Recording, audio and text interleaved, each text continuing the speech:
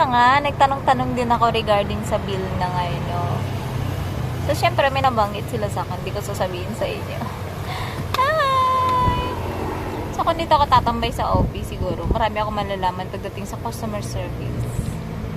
Ano man din. Puro na lang ako IT lace. Wala akong IT. Wala pa akong IT hanggang ngayon. Meron na ako FiberX tapos ngayon. Dita.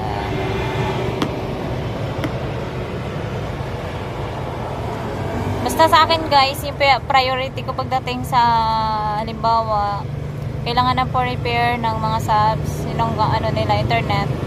Priority ko syempre yung mga subs ko. Oh, siyempre pag hindi nag-apply sa akin, hindi wala sila sa buhay nila. Balikan nila yung agent na in-apply nila. Kaya dapat tayong mga agent ay responsible tayo sa mga subscriber natin. Kaya sabi ko sa kanila after nila ma-installan, sir, pag may problem, sabi ko, sir, ma'am, kung may problem po, balik lang kayo sa akin, i-chat nyo lang ako para po magawa natin ng paraan na maayos.